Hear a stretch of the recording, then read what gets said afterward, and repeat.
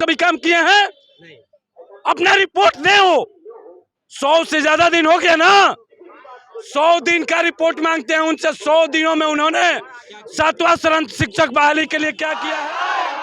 नीतीश कुमार गद्दी छोड़ो, नीतीश कुमार गद्दी छोड़ो। अभी हम गर्दनी बाग में मौजूद है। तमाम सीटेड बीटेड क्वालिफाइड स्टूडेंट अनिश्चितकालीन आंदोलन पे आज भी है। 27वां दिन है। आज हवन कार्यक्रम रखा गया है कि ताकि सरकार को कुछ सुदबुद्धि आ जाए, समझदारी आ जाए। सरकार को शायद समझदारी नहीं आ रहा है शिक्षा विभाग को लेकर। हमारे साथ कुछ युवा है जिनसे हम बात करना चाहेंगे और शायद सरकार को, खासकर बिहार के शिक्षा मंत्री प्रोफेसर चंद्रशेखर यादव जी को ये देखना चाहिए।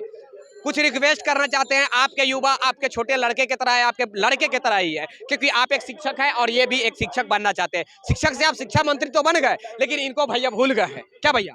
बिल्कुल। थोड़ा बताइए अपने बारे में। पहले मेरा नाम नितेश पांडे है और मैं भोजपुर के दूतग्रामी इलाके से चल करके पटना की धरती पर गर्दनी बाग में आया हूँ और लगातार मैं यहाँ 27वें दिन आया हूँ। ये मेरी व्यवस्था है कि मुझे आना पड़ा है यहाँ पर, क्योंकि यहाँ के जो हुक्मनारे हैं, शिक्षा मंत्री हैं या फिर अपर मुख्य सचिव हैं, इनको कुछ पता नहीं है कि शिक्षा होता क्या है। शिक्षा से इनको दूर दूर तक नाता नहीं है। कहने के ट्विटर आईडी, फेसबुक आईडी पर इनको ब्लूटिक में देखिएगा प्रोफेसर लिखा हुआ है ही। अरे कैसन प्रोफेसर, कैसन टीचर, जब शिक्षा व्यवस्था के बारे में आपको नहीं मालूम है। आप अगर प्रोफेसर वास्तविक में होंगे तो आपको पता होगा कि बिहार का शिक्षा व्यवस्था का स्थिति पूरे बिहार में क्या है, लेकिन आपको नहीं पता है। आप ओरिजिनल प्रोफेसर वो प्रोफेसर हैं? नहीं है प्रोफेसर। कैसे प्रोफेसर हैं वो? अगर प्रोफेसर रहते तो शिक्षा मंत्री जब बनते तो उनको बिहार के बारे में पता है कि शिक्षा व्यवस्था कहाँ गया है, तो क्या वो सुधारते नहीं? वो अपने अपने अपने क्षेत्र में घूमते रहते हैं, रैली करते रहते हैं कि सुधारते हैं, शिक्षा पर काम करते। कभी आपने देखा है उनको शिक्षा व्यवस्था पर कभी काम किए हैं? नहीं।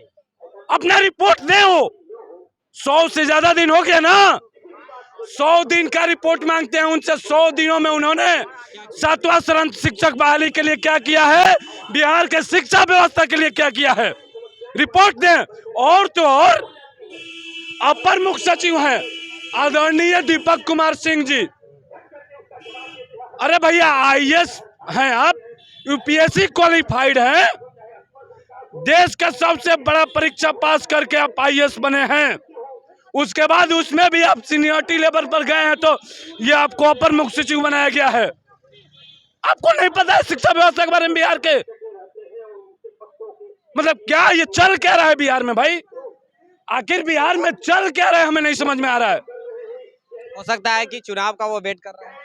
अरे चुनाव का ये राजनीतिक पार्टी वाले करेंगे, ये अधिकारी भी करेंगे। अधिकारी भी तो मंत्री, भैया अधिकारी भी तो मंत्री के ही अंडर में रहता है ना। इस्तीफा दे देना। बहुत सारे आईएएस ने इस्तीफा दिया है, हमने देखा है। उदाहरण पेश करें बिहार में, नौकरी ऐसे भी बहुत कर लिए हैं, हो गए हैं, उनका सीनियरिटी लेवल चला गया है, उनको पैसे की भी हमें नहीं लगता कि जरूरत है। उदाहरण पेश करें। अगर शिक्षा व्यवस्था नहीं कर पा रहे, कंट्रोल नहीं कर पा रहे हैं, वो राजनीतिक दबाव के कारण वो कुछ नहीं कर पा रहे हैं बिहार के शिक्षा व्यवस्था के बारे में, तो कुछ करें, उदाहरण पेश करें। ये नियमावली कैसी झोल है? नियमावली क्या है? नियमावली आखिर नियमावली किस पक्षी का नाम है जो पकड़ में नहीं आ रही है? आखिर होता क्या है नियमावली? हमें नहीं मालूम है नियमावली। शिक्षक बहाली के लिए नियमावली जारी होती है, हमें नहीं मालूम है। आप बोलते रहते हैं कि नियमावली संशोधन हो रहा है। हम नहीं चाहते कि त्रुटि हो। त्रुटि तो 1 मिनट में हम लगवा सकते हैं, 4 केस कर देंगे, त्रुटि लग जाएगा। तो इसका मतलब क्या है? आना चाह रहे हैं बिल्कुल, सरकार फंसा चुकी है। ये क्यों बोलते हैं? इनको खुले मन से माफी मांगनी चाहिए। ये शिक्षा मंत्री हो या प्रवक्ता लोग हो या सरकार के लोग हो, इनको खुले मन से माफी मांगनी चाहिए कि हम आपको गुमराह किए थे, हम आपको कैबिनेट का झांसा दिए थे। इसका मतलब है कि महागठबंधन सरकार की जो दावा हुई 10 लाख की, वो फेल है। एकदम फेल है। आप देख रहे हैं बिहार में 10 लाख नौकरी हमको नहीं लगता है कि 3 को सरकार मिलकर दे पाई है। पिछला 15 साल में 3 सरकार मिलकर भी 10 लाख नौकरी नहीं दे पाई है। केवल झांसा देकर सरकार बनती है, केवल झांसा देकर सरकार बनती है। आप देखे होंगे कि 243 विधायक का इसी बिहार में वोट का गिनती मात्र 8 घंटा में हो जाता है, मात्र 8 घंटा में हो जाता है। सारा समस्या का समाधान निकल जाता है और उसके साथ साथ एक सरकार बन जाती है। तो नियमावली क्यों नहीं बन पा रही है? आखिर कौन सा टेबल पे फंसा हुआ है नियमावली? जानबूझकर सरकार फंसा रही है क्या? देखिए एक बात बोले, ये जो कह रहे नियमावली, कब से नियमावली बन रहा है? आप 20 का नियमावली बनवाए थे ना, वो इसका यूज किए? आप नियमावली के नाम पर बहाली को 24 ले जाना चाहते हैं, ये बात बोलिए ना शिक्षा मंत्री जी, दीपक कुमार जी। ये बात आप बोलिए कि हमको इलेक्शन में फायदा चाहिए, हमको वोट बैंकिंग चाहिए। ये बात क्यों नहीं बोल रहे हैं आप? नियमावली कुछ भी नहीं है, लड़का को यहाँ पे सिर्फ बर्बाद किया जा रहा है। आप कहते हैं कि नियमावली हम संशोधन कर रहे हैं। कब तक चलेगी? आप बताइए क्या संशोधन होता है? किस लिए आप बैठे हुए हैं? कितने पदाधिकारी आपके हैं? कितने हैं? हम लोग 42 महीने से, हम लोग को 14 दिन के लिए क्यों छोड़ा गया था पता है? ये बोले थे रंजीत कुमार सर, वही अभी क्या कहते हैं पंचायती में हैं, वो बोले थे बाबू 6ठा चरण के बाद तुरंत आपका लेंगे, कोई दिक्कत नहीं है। उसके बाद 3-3 सीटेट हो गया, अब बीटेट लोग के लोग बैठे हुए हैं। आप कहते बहाली हम करते हैं। अगर आपका बहाली अच्छा रहता तो 94,000 में 40,000 क्यों बढ़ती हुआ? इसका जवाब दीजिए। आप क्यों नहीं जवाब दे रहे हैं? कि ये इसलिए कि बिहार के शिक्षा को आप सुधारना नहीं चाहते हैं। अगर बिहार का शिक्षा सुधर गया तो आपका रोजी रोटी ने जो है रोजी रोटी खत्म हो जाएगा। वोट कैसे मिलेगा? जातिवाद का जमाना गया। 40 में से और 30 सीट बीजेपी को मिलता है ना, तो ये जातिवाद नहीं है। अब बिहार का जुआ जाग चुका है।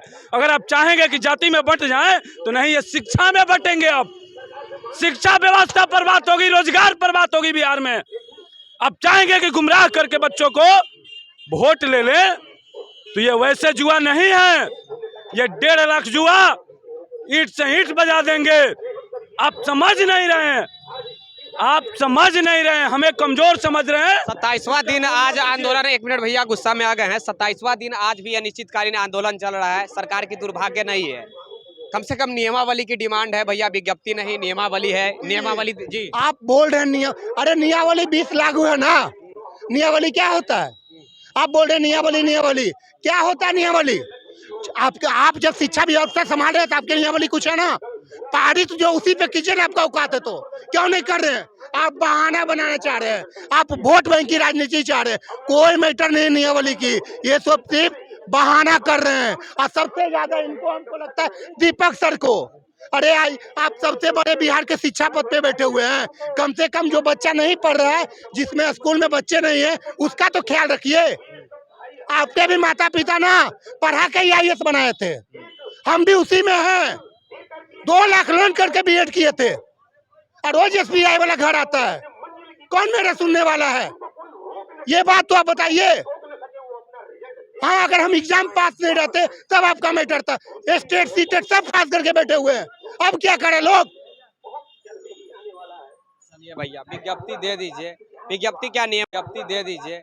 विज्ञप्ति क्या, नियमावली की डिमांड है, अभी विज्ञप्ति की भी डिमांड नहीं है कि भैया नियमावली कम से कम 2022 जो तैयार किया जा रहा है, आखिर कितने साल तक तैयार करने में लग जाएगा? कब ये पब्लिकली होगी, कब ये जारी होगी? बस। कैमरामैन राजेश राज के साथ मैं विक्की गोयल, आप देख रहे थे NCP जाओ बिहार। तब तक के लिए जय हिंद, जय भारत। और हाँ, जाने से पहले यही कहूँगा कि अभी